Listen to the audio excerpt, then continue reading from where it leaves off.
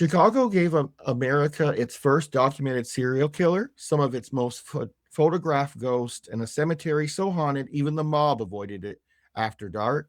And tonight, a man who has investigated it all will be on the show. I'm very excited about that. So welcome back to the Common Historian, where history meets the supernatural. I'm Jeremy, the Common Historian, and each week we explore the haunted intersections between our past and the paranormal. Tonight, I'm joined by Len Dorman, paranormal investigator, host of Southern Fried Paranormal Podcast, and a man who spent years digging into the darkest corners of Chicago before relocating to Arkansas. We're going to cover Chicago hauntings and many other different areas within the paranormal. So grab your favorite beverage, dim the lights, and let's dig in. Welcome, Len. How are you tonight? I'm doing just great. How are you? Oh, doing very good. It's a exciting day, and I've been excited to chat with you. I know you've been investigating for years, and I love to dig into the stories and everything. And so how did you kind of get started in the paranormal? Okay. We're going that far back. Yeah, we're gonna Well, go way back. first the dinosaurs came, Oh. and they got too big and fat, and they turned to gasoline. And then the Arabs came, and they sold it to us at inflated prices. And then they put an embargo against us. And then they blocked the Straits of Hormuz. So here we are, $5 a gallon gas. How's that for a history thing? Oh, that's history in a nutshell, I guess. Very quickly. Yeah, I was from Columbus, Georgia, by the way. Oh, okay. I lived there most of my life. And I was seeing Native American spirits as a child, like a lot of people do. Because I was raised on a hill with a creek on one part and an underground creek running the other that was sometimes above ground, and within a mile and a half of a river. So anytime you have water, you had Native Americans. Back before the white people started showing up, there was estimated to be 100 million Native Americans in the Americas. And that's almost a third of the population of the current United States. Yeah. That's how many of them there were. And if anywhere you had water, if you had a creek, a stream that ran all year round, especially in the South when it didn't freeze up, and near a river that ran all year round, I'm not talking about a temporary river, I'm talking about a permanent river. Yeah. You had Native Americans up and down that river. And of course, the area that I was raised in was just covered with what amounted to later on, and before one white man finally got here and started taking records, the creeks is the area. With the Cherokees a little bit further north, they were up a little bit north of Atlanta, including a lot of the Atlanta area. Yeah. Down where I was in the central western part of Georgia, it was creeks. So I can even tell you what tribe they were. And that's how I got started looking at it. But I always kept it to myself. I went through some graveyards and, listened and kind of felt. No instruments. There was nothing. By the way, I will be turning 70 this year, so we're talking ancient history here. Oh. Anyway, of course, there was nothing that you could have to investigate back in that time. But I was always walking through the cemeteries. I walked through most of the graveyards and battlefields in the Atlanta, Chickamauga, Tennessee area, including Andersonville. Wow. And then when I moved to Chicago, well, first off, let's go back to Ghostbusters. Then I could talk about it. People didn't think you were weird. All of a sudden, it became, oh, I don't want to talk to you anymore. You get away from me. That's cool. Yeah. And then when I went to Chicago, I knew, okay, this is Mob Central and one of the more haunted cities in the country. maybe next to New York, New Orleans, Savannah, Georgia. Yeah. And because of everything that went on there. And started investigating there, started a paranormal group, then left that group, went by myself for a while, and just caught quite a bit of stuff. I spent a lot of time in Bachelor's Grove. There was one time in the peak of my study in Bachelor's Grove Cemetery where I realized I was there for 18 straight days for at least an hour, hour and a half a day. Wow. And that's one of the most haunted cemeteries in America, from what I've read. Yes. Now, since we're talking about Bachelor's Grove, if you'll throw up the photo, I think it should be fourth from the left, 1397142. Oh, yeah. These Okay. were all taken at Bachelor's Grove Cemetery by Southside Paranormal Society, who I was working with at the time. Oh, that's very nice. Oh, yeah, I can see that little apparition on the that one there. Oh, yeah. The bottom two. Second from the left. Where your left-handed, whatever you want to call that. Yeah. That is two amazing little pictures there. Yeah. Well, you can, the two on the left, you can really see it clear. You can see those. Looking at the other ones, that's really cool. The one on the right on the top also, I can make out that. I can see that as well. Very clear. That is cool. You guys got some good evidence there. And go ahead and throw up the ghost. Okay. Let me get that down. And now I have to. Now I've been friends with Dale Kaczmarek since I've been in the paranormal in Chicago. Over 20 years. He does not snap this picture, but Judy Huff, who did take the picture, was working with Dale through his Ghost Research Society. Okay. So they both own copyright to this photo. I just wanted to get that out of the way so there's no copyright issues. Yeah. He lets me show this because I found out something about this ghost, something he didn't have. I went straight to I found out the information I did, went straight to his house, and I sat down with Dale Kaczmarek, who's been doing home investigation since 1972 for 4.5 hours one-on-one in his basement, and nobody does that. Wow. And throw up the other one. Okay. This one here? That one. If you notice, the hairstyle's about the same. Yep. The kind of high forehead. The dress with the polka dots. This is her wedding dress. Well, most people think, okay, it's white. Well, I don't know what color this dress is. In the old 1863, which is when this was taken, photography, everything is kind of a shade of an ugly yellow, I guess. Yep. Yep. It's horrible photography for what they had, but they thought this was just absolutely amazing. And I would imagine back then. Both their families had money, so they had 2 or 3 photos taken of their wedding. By the way, this is John Humphrey, her husband. Okay. That's where she got the name Humphrey. She is Amelia Humphrey after the wedding. Of course, she was Amelia Patrick before. So I call her Amelia Patrick Humphrey.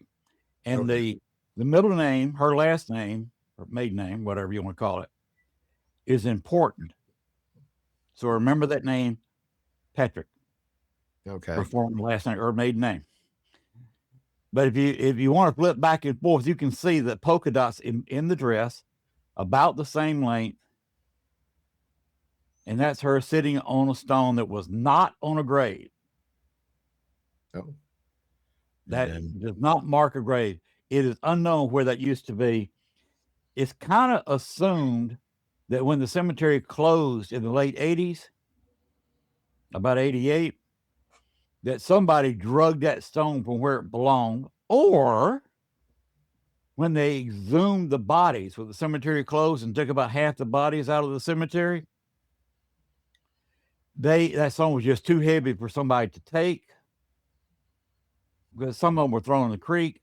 Some of them, they took the name stones and took them to another cemetery to be interned in an active cemetery with other family members.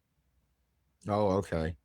So there's no written record and no witnesses to why that stone is sitting there. Oh, that is interesting. But come to find out, she appeared almost every day. She would open a portal from where they're buried, the Humphrey family cemetery, family plot. Yeah. About 2.5 miles away, by the way, crow flies. And would come there right at dusk every evening. I wonder why she did that. What you say that I answer that question for you? Okay, let me get the number of where it is. Okay, it doesn't have a number. Nope. Libby May. Oh, okay. And what does that say? Oh, buried at Bachelor Grove. Libby May Humphrey, 11 months, 4 days old, died in 1865, buried in the Patrick plot. I told you Patrick will come up in Bachelor Grove. There in 88, there were no Humphreys or Patricks in the area. So when they put the ads in the paper for everybody to come get their relatives out, there were no Humphreys and no Patricks in the area. You had some Humphreys in California and some in Florida. They did not want to spend the money or didn't have it to come pay for, because the Cook County was not paying for any of this. Yeah. To exhume their distant family member and put them in another cemetery in the area. They were long out of that, and they noped out of that in a hurry. But this is the reason why. This is Amelia and her husband's firstborn child. They died at 11 months and 4 days old. That's why she came back every night. That's why she came back every night, because Libby May at the time did not know how to move. She was stuck. She learned how to say a few words. She can talk. She understands. It's like talking to a young child, but she can respond to you. Okay. So you made contact with her before? Yes. And that's how I got to know Amelia. Oh, that's nice. That's well, tell you a little something about the family history. Go ahead and throw up 13848.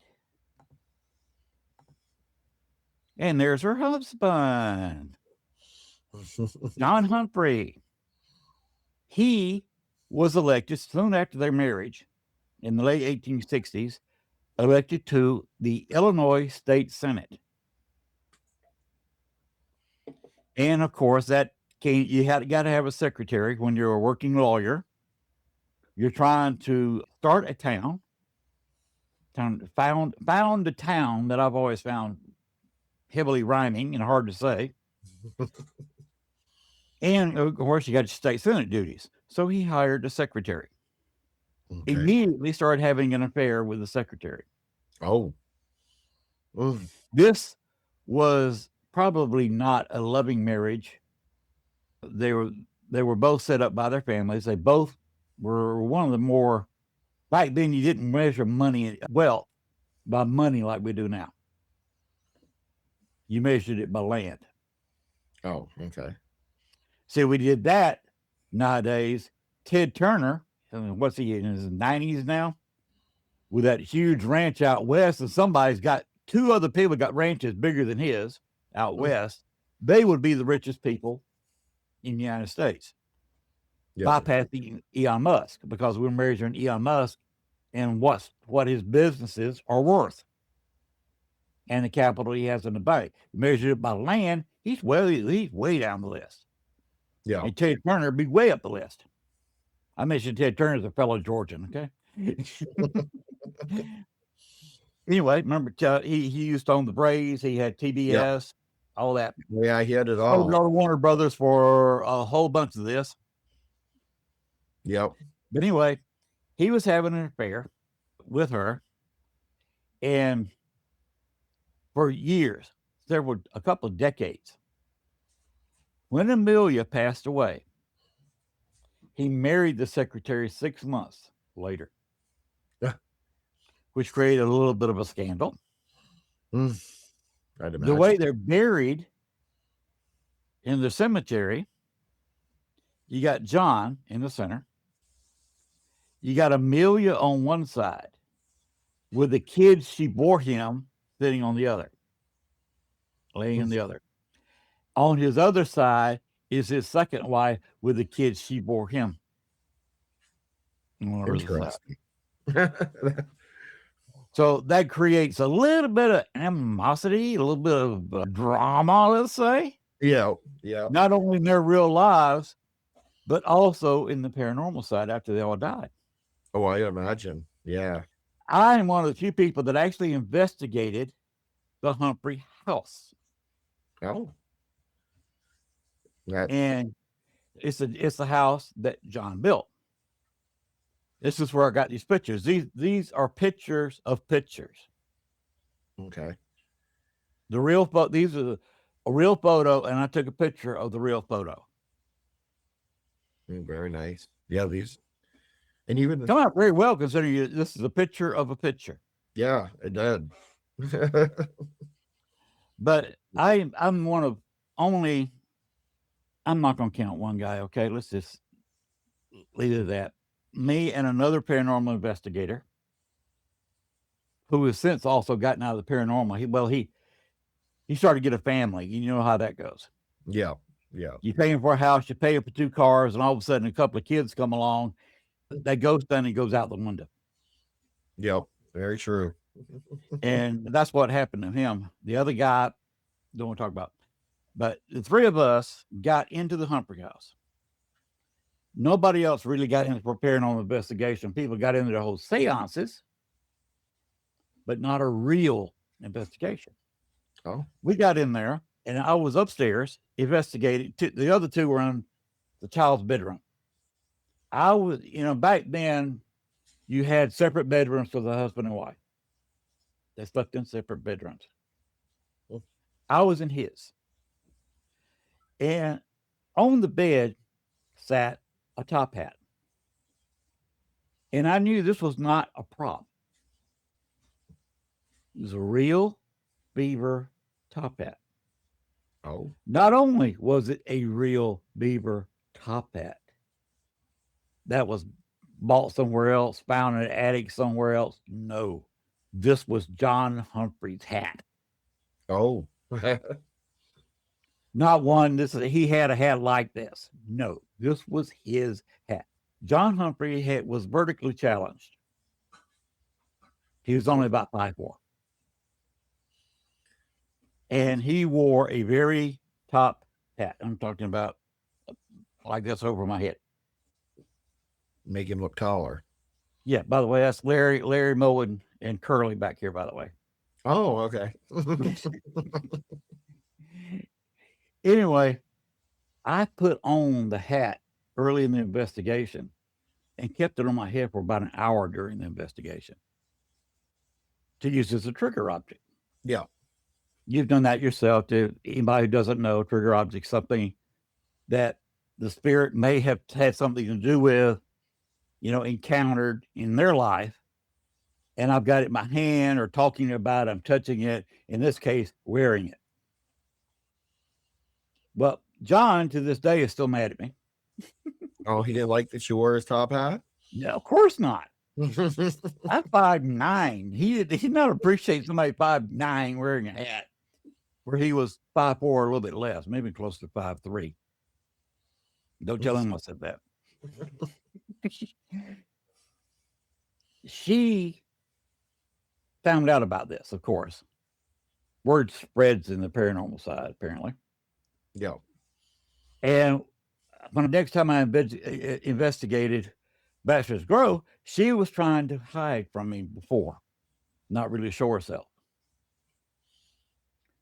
But after the head incident, first time I was in there, she made herself known to me through laughter. Oh. Apparently, she saw me and lost it. Oh, you're the one who wear my hubby's hat. And she kept on laughing about that. And she got to talking, and we became as friends as a human and a ghost can be. Yeah. Yeah. And that's how I got to get the information from her. And here's the results of it. It took me about 2.5 years to get all the information. I just spewed out in 5 or 6 minutes.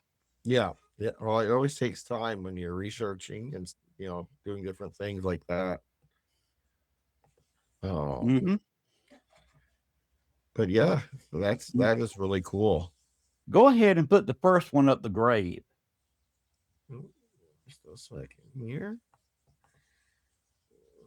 You said the grave? Well, not the first one on the bottom. The second one in the bottom row. It's marked the grave. The grove? Yeah, I see it now. The grove, excuse me. Oh, the grove. Okay.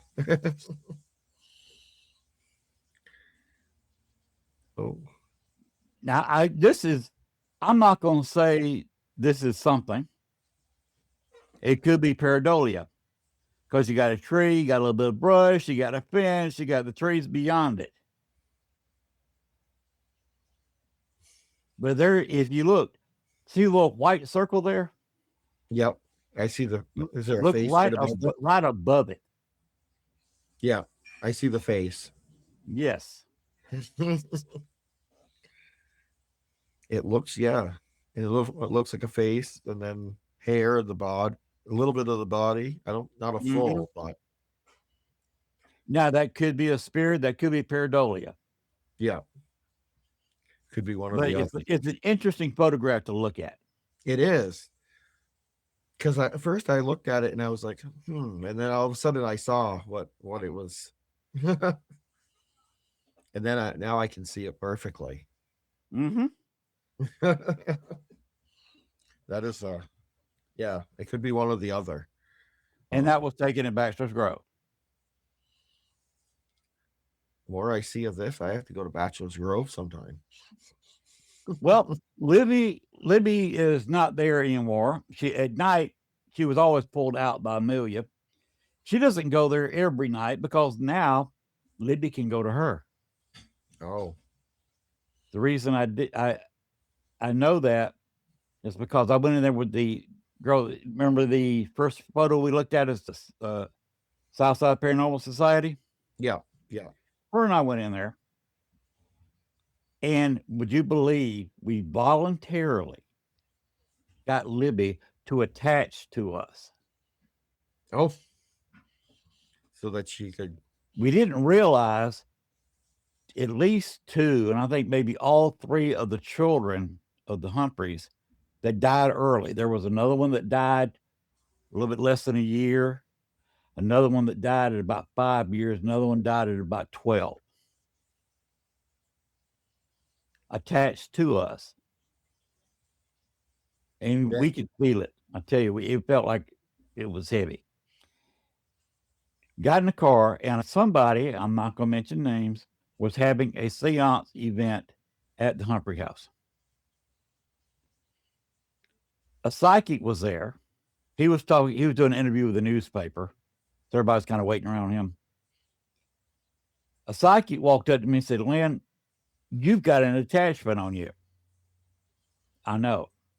Okay, as long as you know. But it's there. When he finally opened up the house, I went to the living room of the Humphrey house. I said, "Okay, y'all get off of us." And the kids got off of us into the Humphrey house and into somebody else's event. Oh.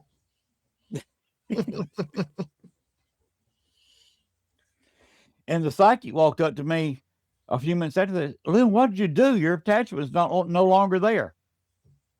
I said, I released them in the living room. And everybody in the house heard her laughing.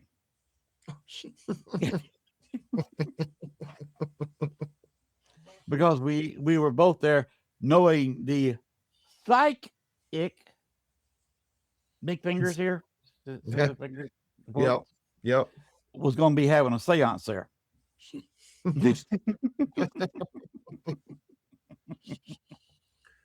And now he had the kids to deal with.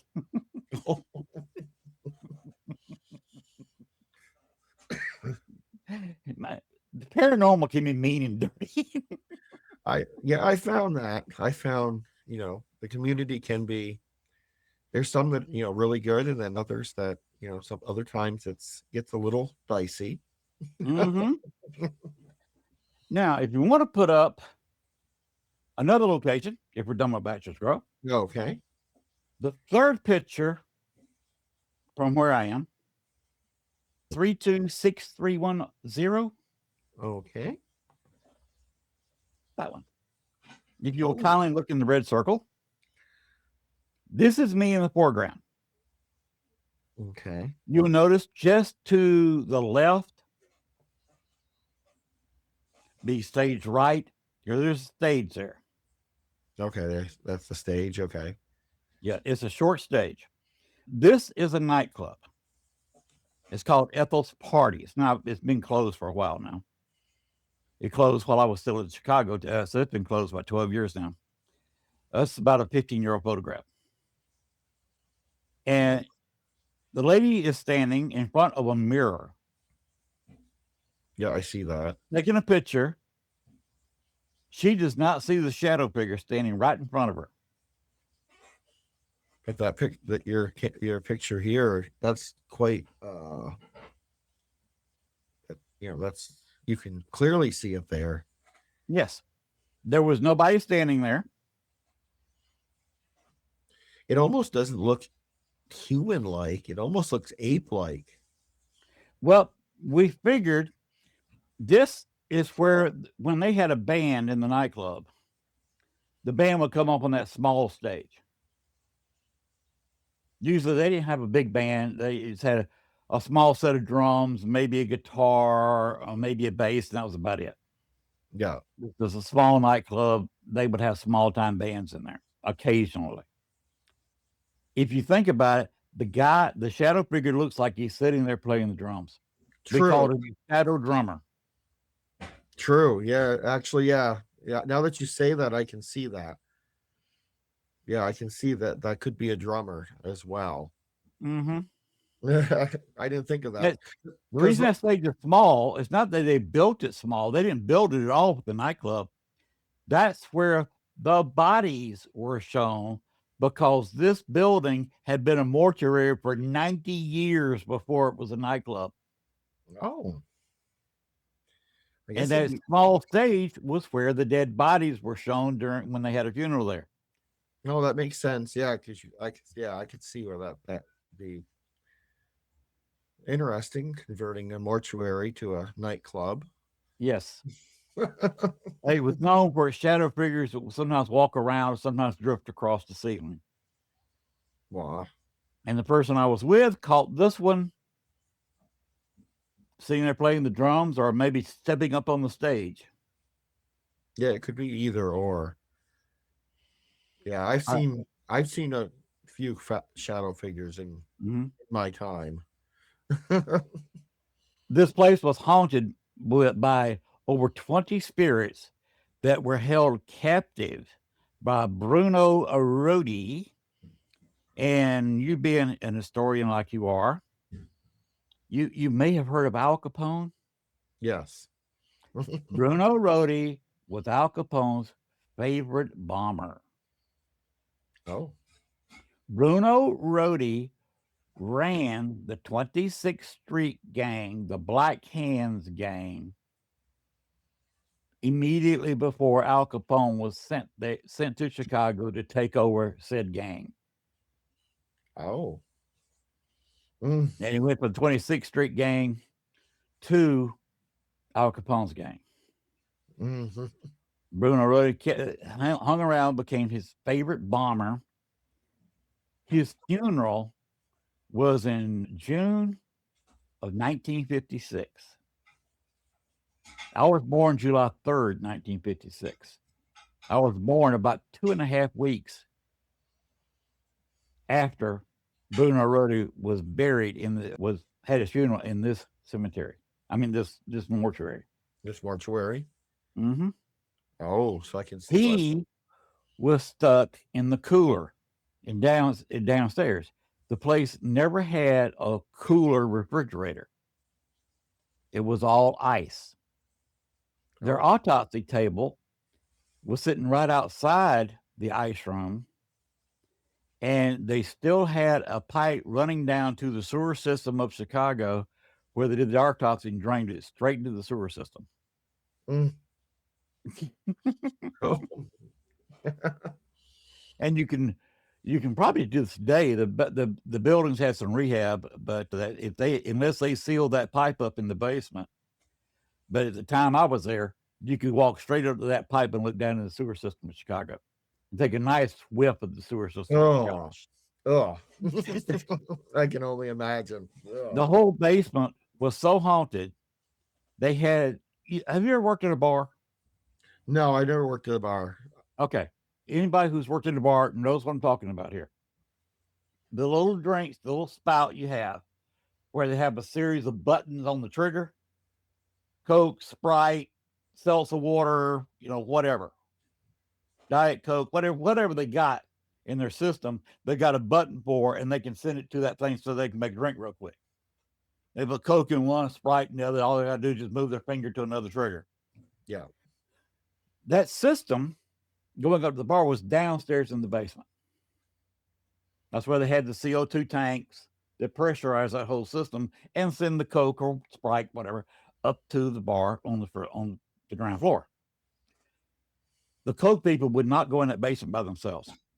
Oh, that had to be during the day when the Coke people or the other vendors they had to come in and service that system, refill it, or bring their extra canisters, which are about that big around and about 3 feet long or so, 3.5 feet long.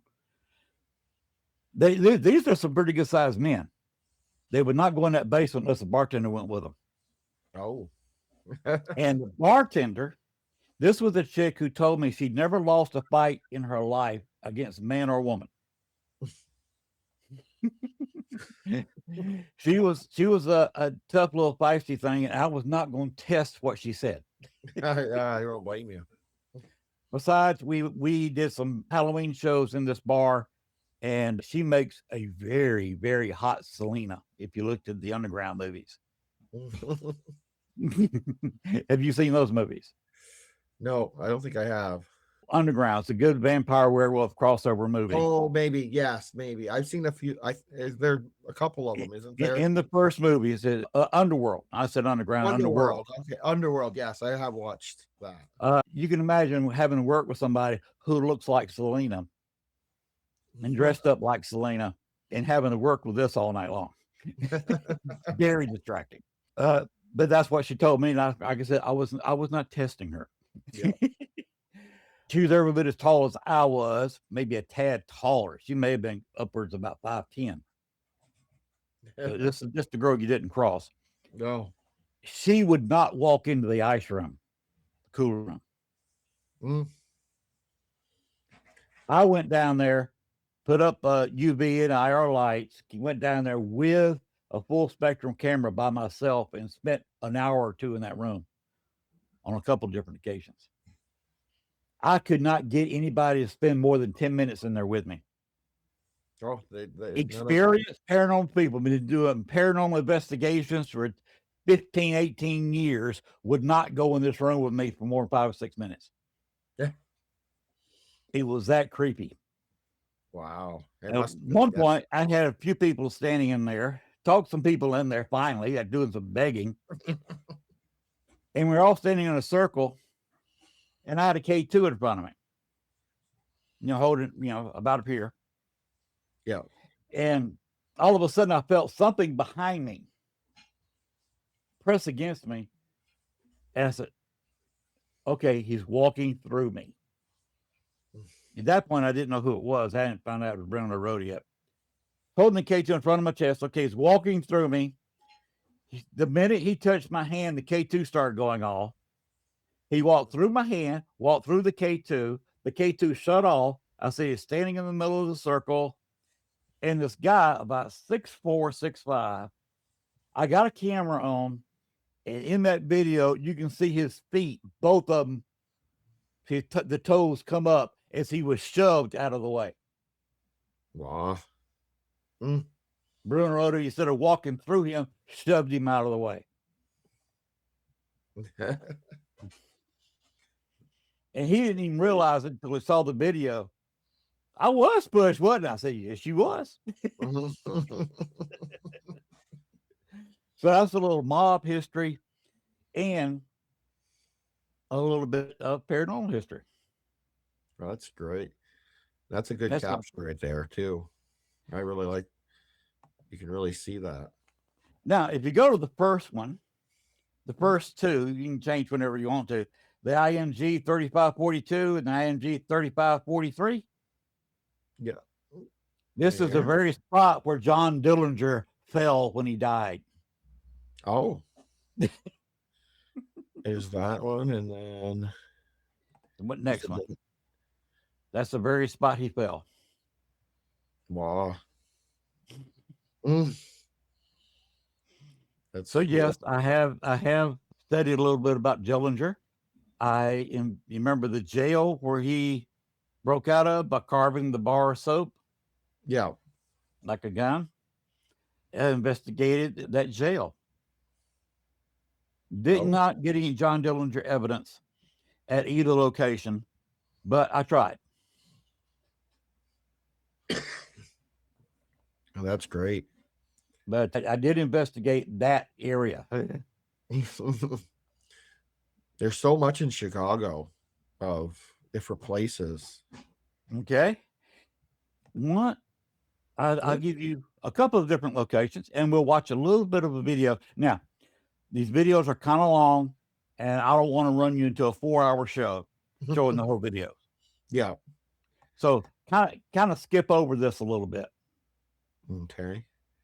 Go ahead, and these are not in chronological order, but I forget which one is which. Go ahead and play 001 video. Okay. You ever heard of the Eastland?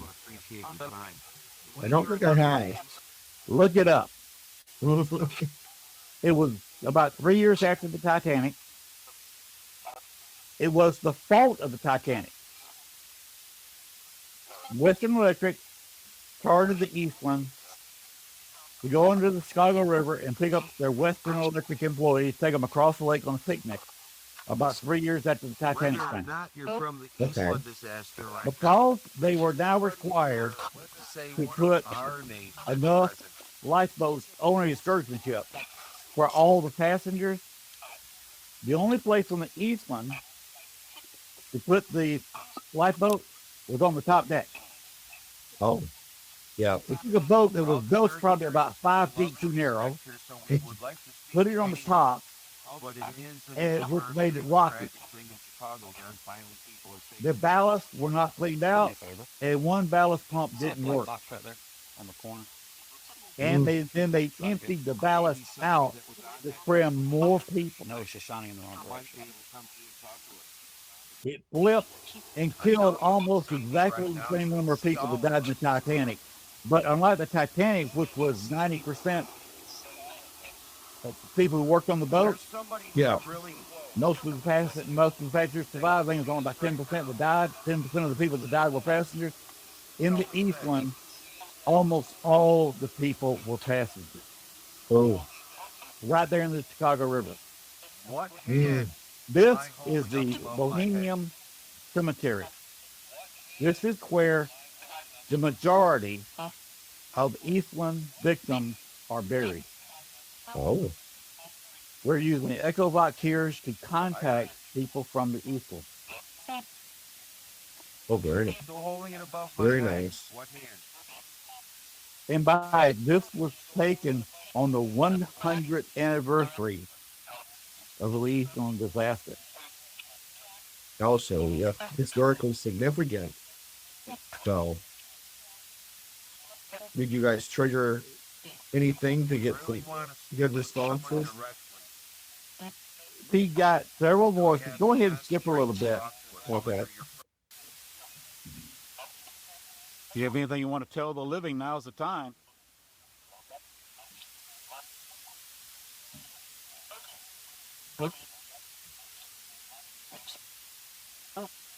For every one of your listeners who has never been on a paranormal investigation, this is what you do. Yes. You go to a location, find you something to sit on or find you something to lean on, and Whoever said Eastland, thank you. and you heard that. Trying to talk to us. You want to run that back a little bit? This was Carl. He got, I feared to say Eastland.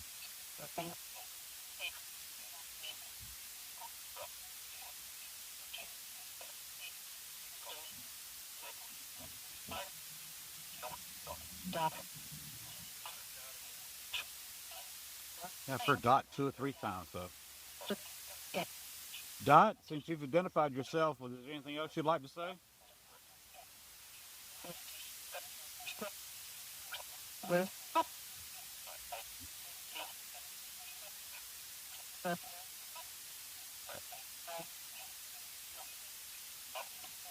If you have anything you want to tell the living, now's the time.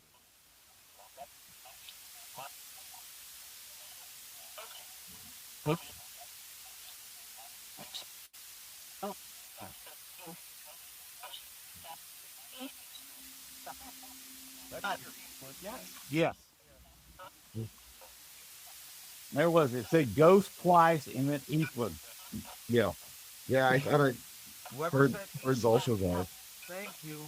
Please continue trying to talk to us. Wants to talk with you now. Did somebody hear this in Eastland? Yes. Did we just skip a little further in and see? Yes, a little further in.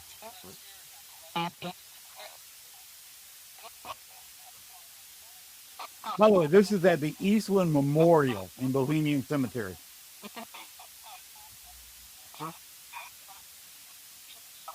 Is there anything you'd like to share with us this evening, Dot?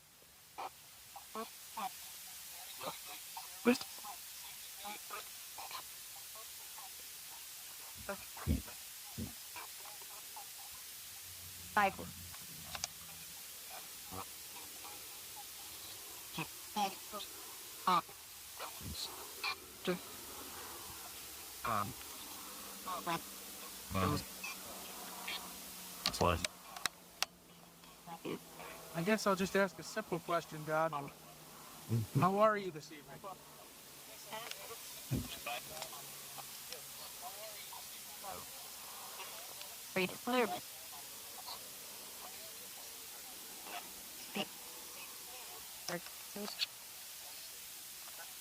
Go ahead and skip this a little bit more. Okay.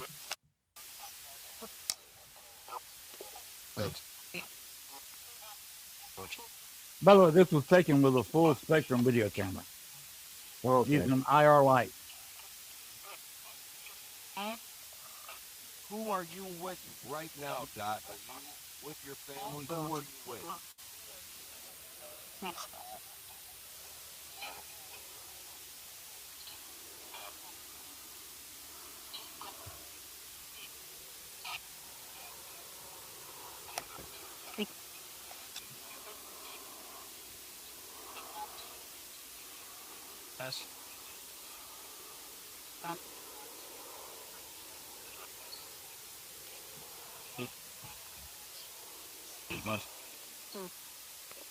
Go a little bit further ahead.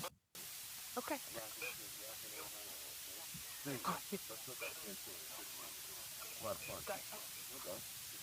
Real. Absolutely.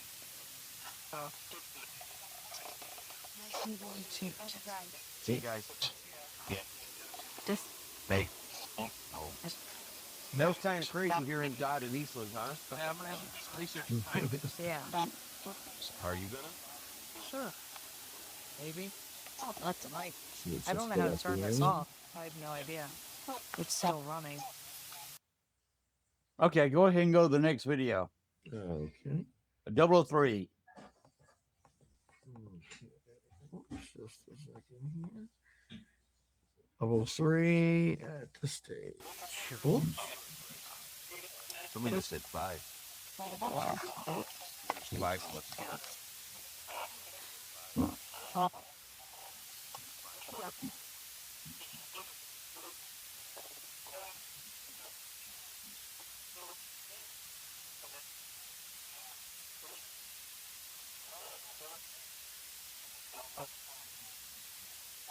Can anyone tell us or say any of our names that are present here?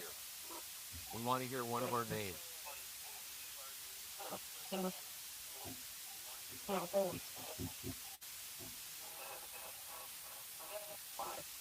Whoa.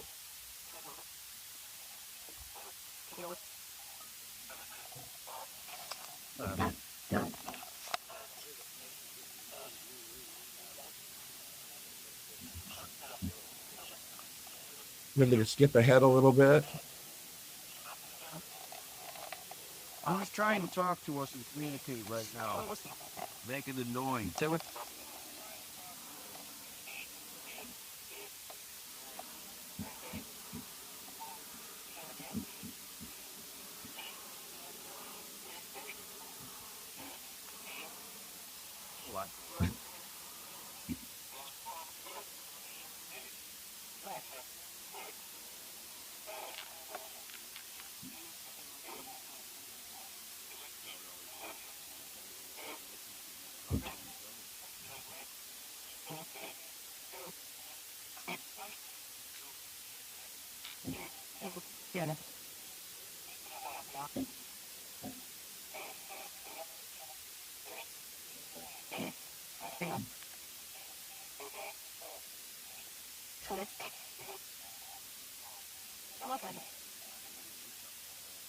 Yeah. Can anyone here say the Eastland again? The name of the ship?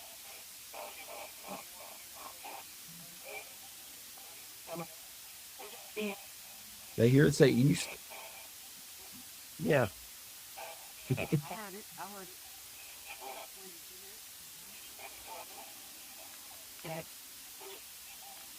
Thank you. We've already said it. How long ago did this happen?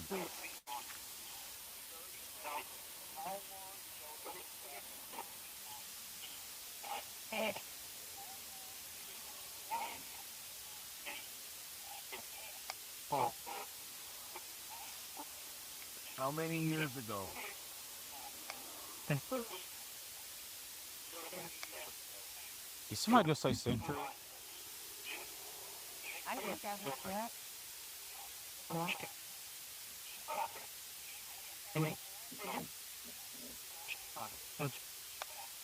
Somebody just quiet. That pulsing robotic voice when it comes. Who just said be quiet?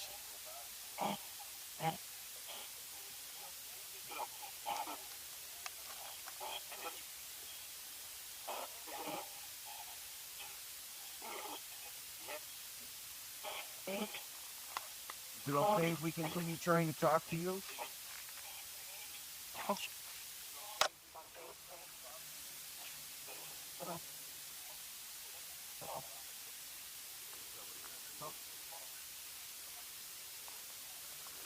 A little aggravated on this feed. There usually is. I don't know why. Is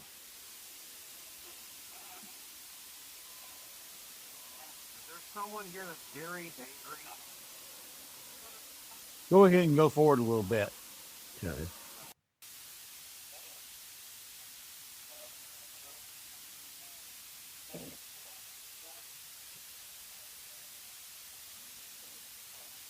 Tom, why do you not want to try?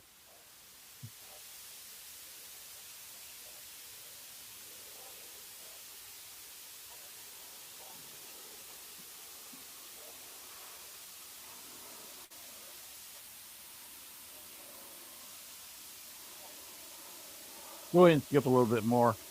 We're running a little long. Yeah. Are you near us, close to us right now at this moment?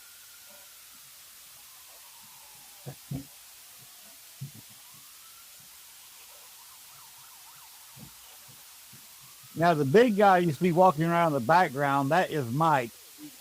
He is currently working Trying, you usually come with Dale closer, you Casmaris follow Ghost Research strongly Society. wide. Oh, okay. It means you're strong and probably close. We'll skip a little ahead. Yeah, skip a little here. Carl Wanted to hear your name. I'm not saying that's why I said, are you okay? got out of the paranormal because of all the Should drama. we go to bed soon? You know, there's plenty of that in the paranormal.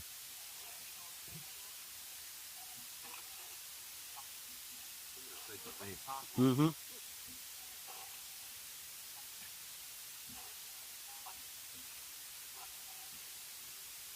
At one point, it may have been just before this, a spirit said getting sleepy because one of the ladies there had nodded off, Oh. and the ghost pointed out. The girl admitted, "Yeah, I was asleep. I didn't hear it." Nope. You can't say Bohemian?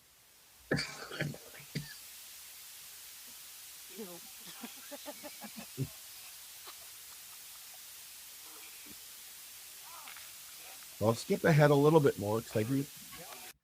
You know, we have another one I think off of this one. So Don't mean to be rude. We'll talk to whoever. But sometimes you come and go and you can't help it. We don't know.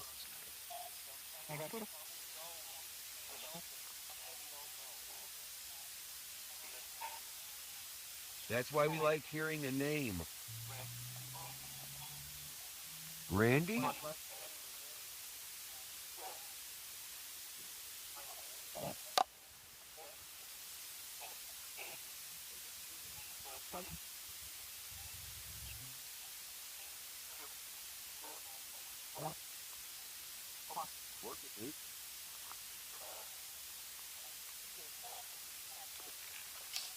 Go ahead and go to the last video.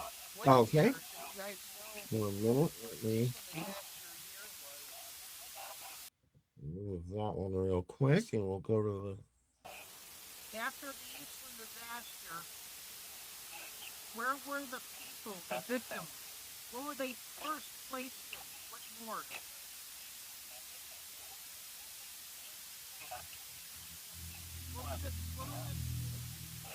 What was the name of that morgue?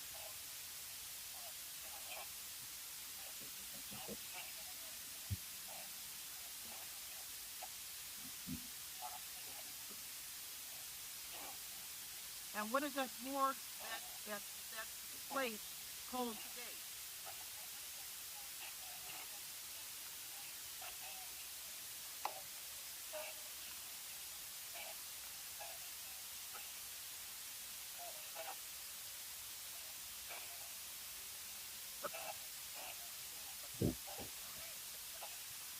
Oh, bingo! Thank you so Parcel. Okay, pause it for a second right there. You may want to run it back just a little bit so we can hear it again. I'll say some background. If you study the Eastland, it was on the Chicago River. Most of the victims were taken to what was called back then the Chicago Armory, Okay. National Guard Armory, that was right there on the riverfront, downtown Chicago. Most of the bodies were placed there for identification and spent several days. And remember, this is in the teens, 19 teens. Yeah. I've lived down here for 10 years. This was 115 years ago that this happened. The bodies were stayed at that kind of room temperature, the air temperature. There was no room temperature, and outside it was the same thing. That area, what he asked, what the armory was called now. The answer is Harpo. It was the armory was changed by Harpo Studios, owned by Oprah Winfrey. She would not let anybody go down there and ghost hunt, but she admitted privately, not publicly, privately, that she was afraid to walk by herself through her own studio Yeah. because she heard voices and cries and other noises. Yeah.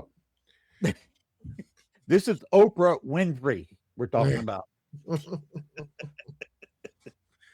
So let me see if I can rewind. Save it there. Go. No. Mike. Okay, well, it was. I know it. Yeah, you got to go a little bit further back. Okay. His reaction is priceless. There it is. Yeah. Mike. That is the reaction of somebody who just got paranormal evidence. By asking a question and getting an answer. Oh yes, that's Okay. What's the name of the road or the bridge that was nearest to where the Eastland capsized?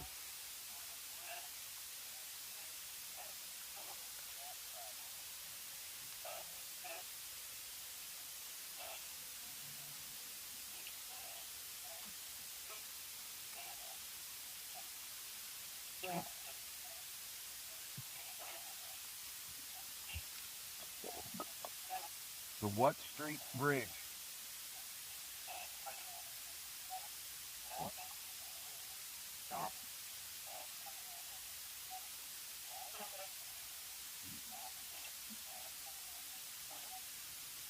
And by the way, this where it was capsized. They got river walk in the area now. You can in a restaurant across the street. You can actually dine at the same spot where the Eastland turned over, and over 1,000 people died. oh my. Yes, it had the same number of casualties as Here's the some more Titanic. trivia then, if we're going this route, to see if you really know. Okay. The founder of the Chicago Bears was to be on that ship, but was late.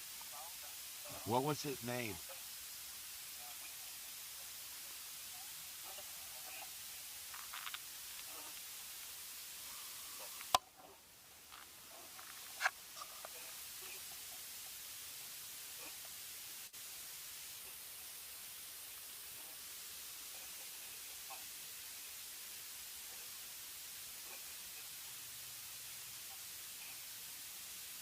What was his first name?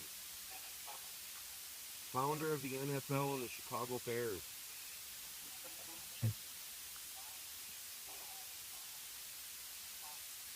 Want to pause it right there for a second. A little history point out. The day the Eastland flipped over, the owner of the Chicago Bears had a ticket and was going to be on the Eastland, but he was delayed for personal reasons and didn't get there till she had already flipped over.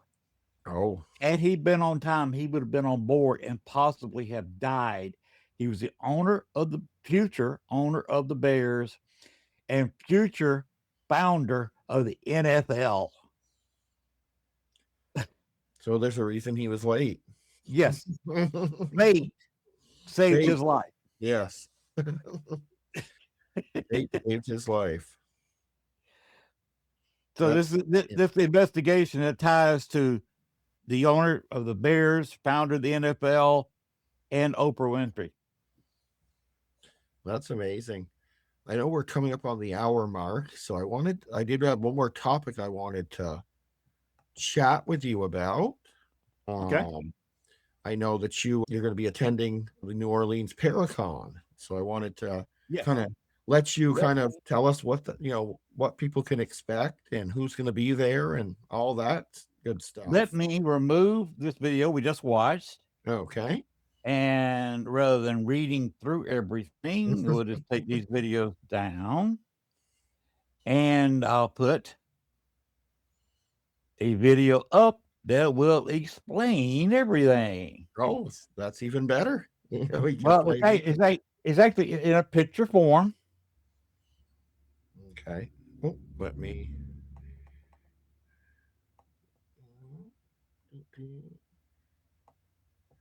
You don't see it yet. I ain't got it up there yet. Oh, okay. I was just wanted to make sure I wasn't missing nothing. I am currently looking for it. Where did I put that?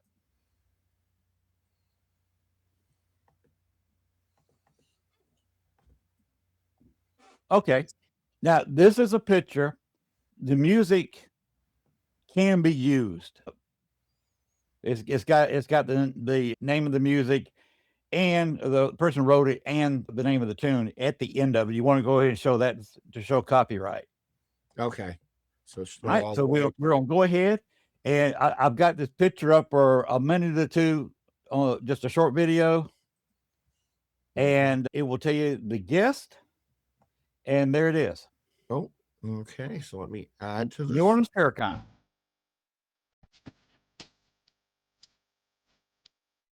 Father Sebastian, one of the top vampire personalities in the country, will be the lead of not lose Paracon. Apparently, he has a friendship with Patty Nigray, pictured there next to it. And because he's going to be there, you're going to be in New Orleans. Ron Baptist doesn't need an introduction. Richard Terry Brown is the owner of the network I'm on, All Access Network TV. What? Because we always James Stokes, something I got earlier. Hard. Some of the people that are on here have been on the show as well. Here. Hey,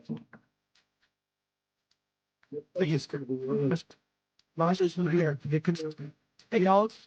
This one out.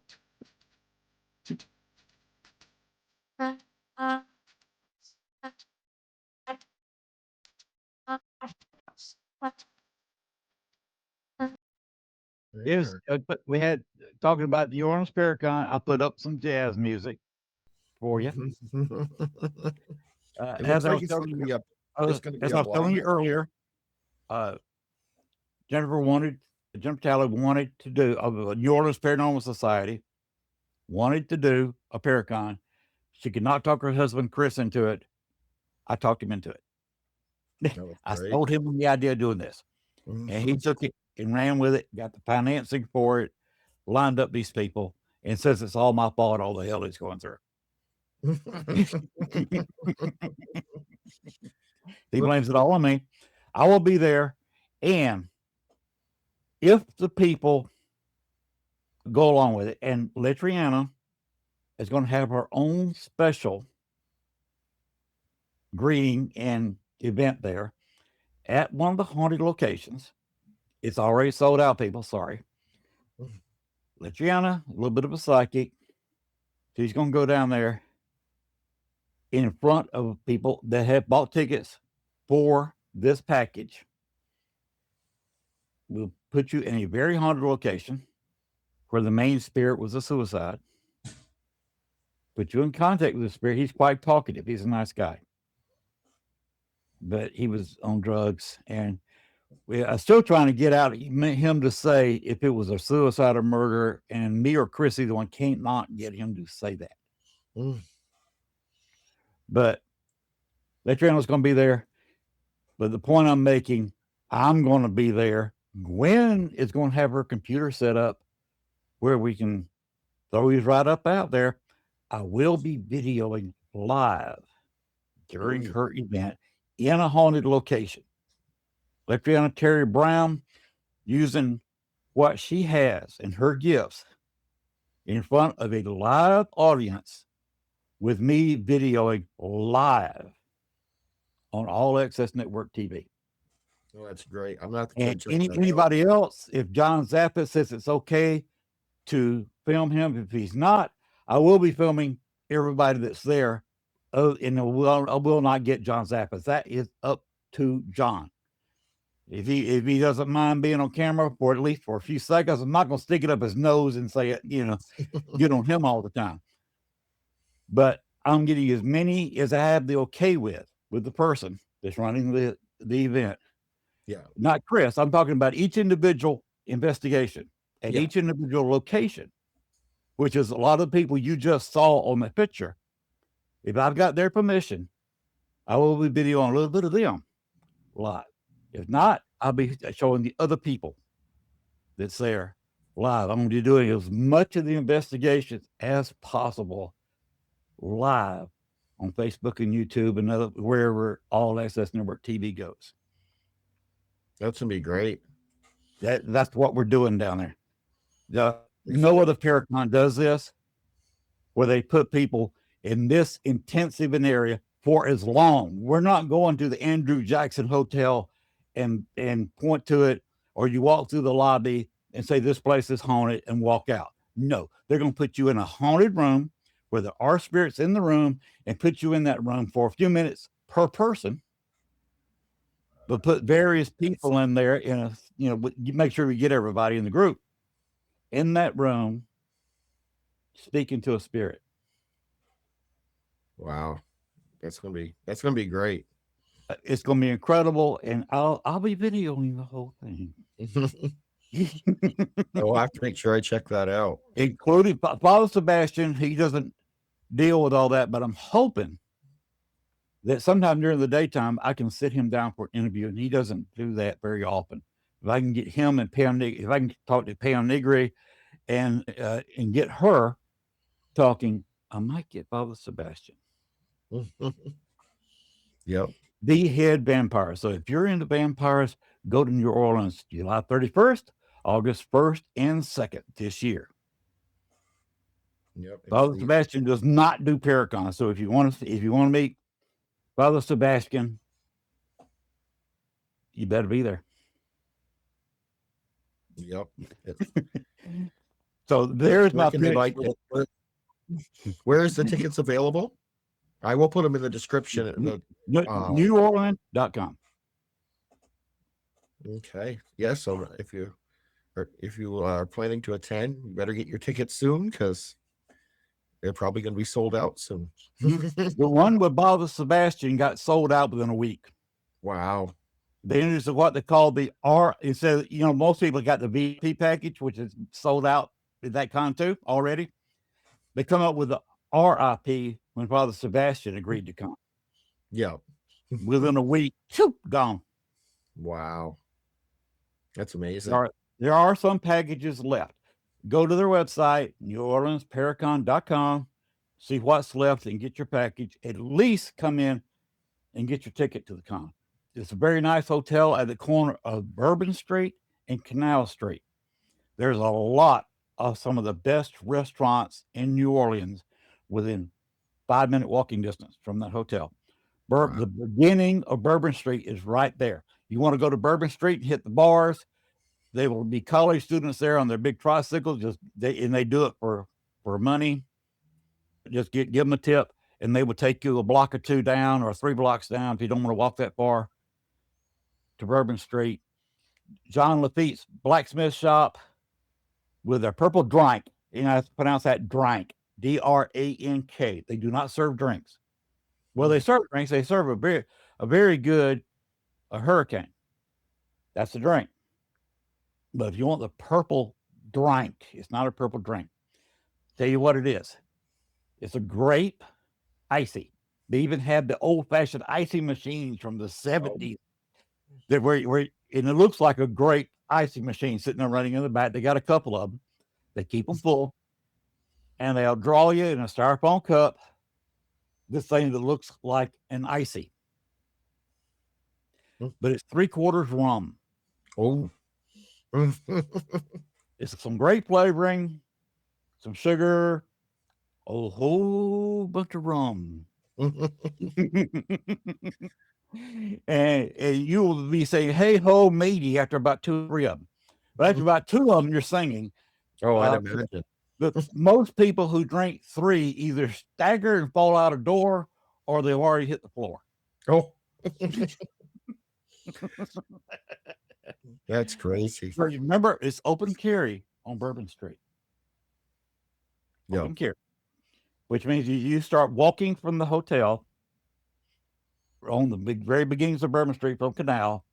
You will see bars. I call them closet bars, even at 10 o'clock in the morning. The bar may not be open, the door's closed. So when the bar's open, but they'll have what I call their closet door open, where you look, you walk in, look in the door. You don't walk in. You're looking at the bar. You're looking at the bartender, and you say, "I want a grenade." And it's about like this. You can see it's about maybe 18 inches tall, about this big around, and shaped like the old pineapple World War II grenades. Oh. When it gets tubular, the gun gets a little bit bigger at the top. You get a straw. That thing's completely full. It's mostly rum.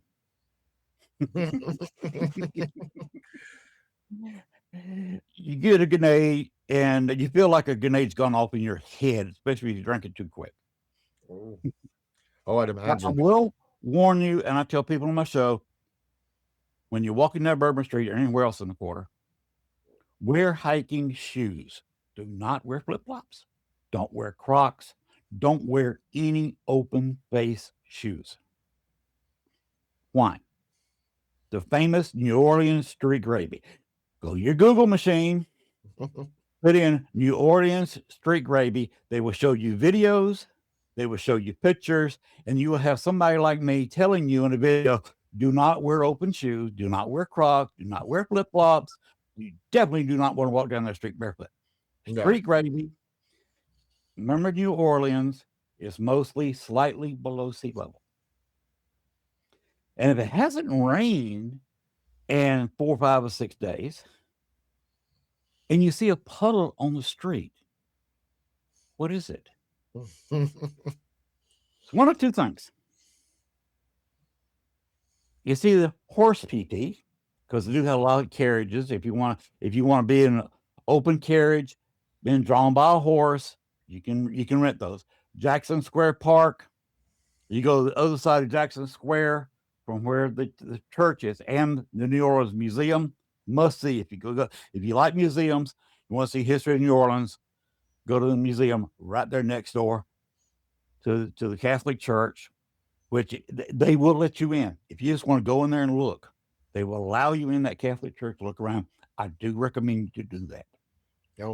It's not a tourist trap. They don't charge you. You can leave them a little bit of money if you want, I guess.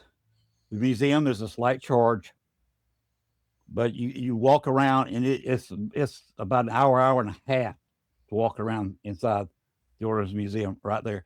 But you go all the way past the Jackson statue to the other side of Jackson Museum. There's a brewery there. New Orleans made beer right there across the street. But they also have the horses and the buggies lined up. Oh, okay. And you can hire you a buggy and a horse, and they will take you on a tour. You also catch a streetcar tour. They do have haunted streetcar tours at night. There are many, many walking tours. Do not take everything they say on those tours for the gospel truth, okay? But it will be an interesting time. They do have a pub crawl where they would take you to the John Lafitte's blacksmith shop, the Pirate Bar, which is in Pirate Alley, which is facing the church, is on the left-hand side, facing the church, your left. But they call stage right if you're standing in the front door of the church. You go down that alley, there is Pirate Bar, but some of them will serve, trying to think of the name of it, it's liquor that tastes like cough syrup. Oh. That's one of the places. And you go to several other bars, you get a shot of their signature liquor, and they go to 7 or 8 bars. So have fun.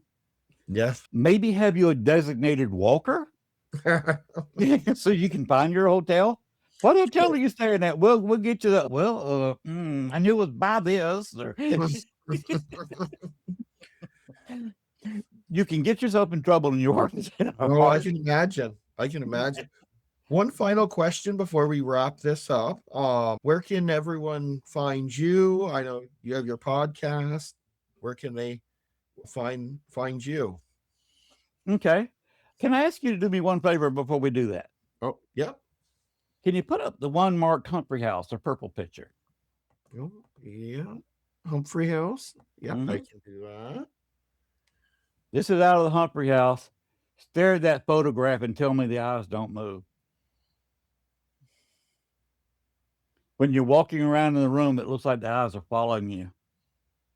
That is kind of weird. That is weird. That is a portrait from inside the Humphrey House, and you walk one side of the room to the other, and you swear the portrait, and it's just an anonymous Humphrey family member follows you across the room. Oh, that's weird. A little bit of creep, and Yeah. real quick, the one next to it, Yeah. Casa Madrid. One sec. Oh, This is a ballroom. Old Casa Madrid? They've rebuilt this whole building for an apartment complex now.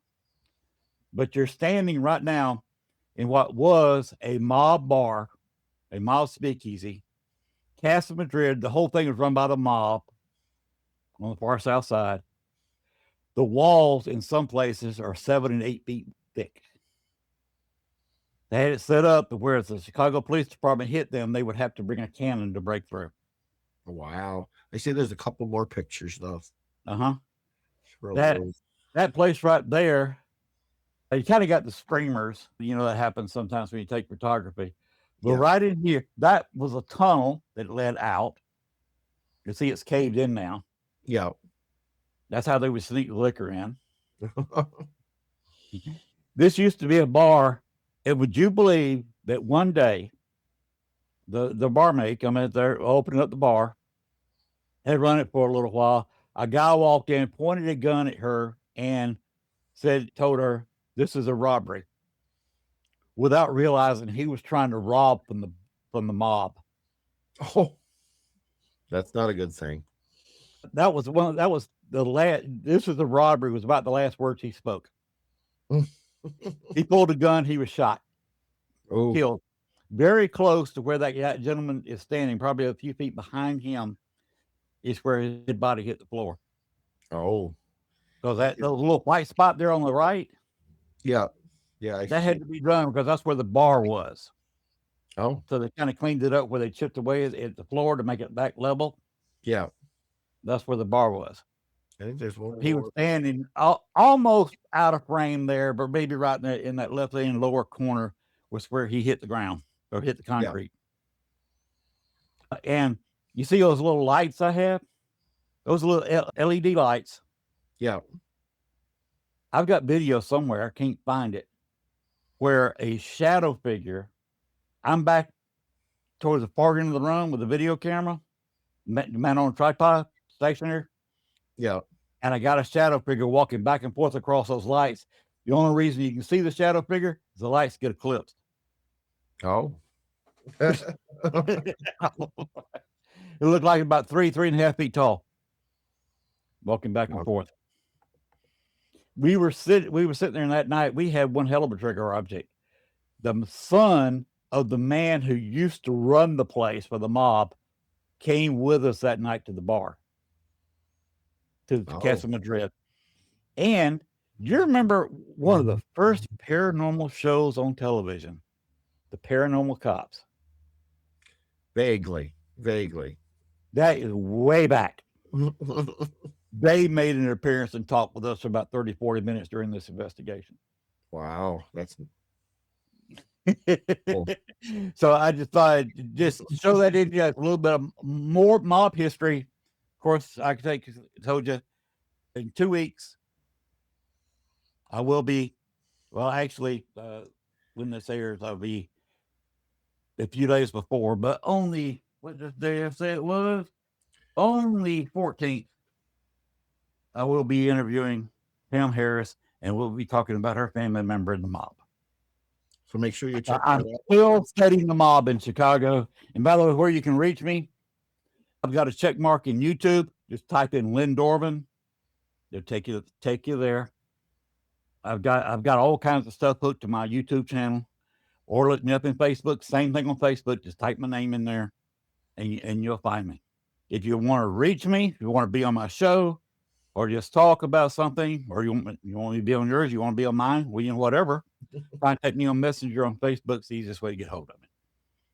I'm Yep. retired. I'm 70. I will be 70 in 3rd of July. And it's just me, Mo, Larry, and Curly here. And I think I'm coming on your show in June as well, I believe. I think. May, I got my calendar right here. You're Jeremy somebody, aren't you? Yeah, Jeremy Brunson, common historian. Yeah. You're going to be on Thursday the 4th. Yeah, June 4th. I knew it was in June. I couldn't remember the exact date, but June. It's in my calendar. I just don't have my calendar up. June the 4th, the day before my wife's birthday. Oh, nice. And that'll be perfect because it'll be just a couple weeks after my Wildwood overnight investigation. So we can chat a little bit about that. I'm going to be going, actually, the night that this episode airs, I will be at the Wildwood doing my overnight investigation. So, all right. And by the way, I will be back on for the John Dillinger, which I think is in June. I show. You ever heard of Richard Crowne? Yeah. Okay, he put Bachelor's Grove on the end of the spotlight. Nobody ever heard of the place. Oh, First one to go and investigate it. Everybody in Chicago that's in the paranormal knows who he is and has followed him. Dale Kaczmarek was a disciple of his. He ran tours back there until he passed away about 12 years ago. yeah. I have his last John Dillinger event on video. And what I do for a short show, I go in and talk a little bit about history and then time it about the time, because he timed it, coming out of the start at the biograph when he walked out. That's about the time I start the video. I started at the right time. And he timed it going down the street to where Dillinger got hit. We sing, what is that song they sing at funerals? Amazing Grace. Yeah, Amazing Grace, yeah. And then we had a Lady in Red contest, but Lady in Red was only because of the neon lights on the marquee of the Biograph Theater. The Lady in Red, what does that mean? A lot of women wear red dresses. Yep. She told the FBI, I will be in an orange dress. Oh. But everybody saw red when she walked out because the neon lights turned the orange to red. Yep. And in this contest, there is a lady who everybody shows up in red. There is one that showed up in orange. And I did this whole thing in a full spectrum camera in the alley within a matter of feet of where John Dillinger hit the asphalt and died. Well, And also history, I have investigated the place where Bonnie and Clyde were killed. oh, have you? Actually spoke to both of them. Bonnie would, all she said to me, get lost, go away. She didn't want to talk to me. I tried to talk to Clyde. The one thing he told me, I did not want to go back to prison. And I got that on audio. Oh. Yes. Well, it's been I thank you for sharing so much of your evidence and photo, all the different photos and everything. It's been an amazing conversation. And, if you enjoyed this tonight, hit the subscribe button. If you haven't already, leave a comment. And, you can find Len over at Southern Fried Paranormal Podcast and on his Facebook or YouTube. And I'll put the links in the description. If you want to experience New Orleans Paracon firsthand, the New Orleans Paracon runs July 31st through August 2nd, 2026 in the French Quarter. Check out the descriptions for the links below. Get your tickets. And just remember, history never truly dies. It just finds new ways to haunt us. Until next time, keep digging into the darkness. And the paranormal never sleeps. Very true.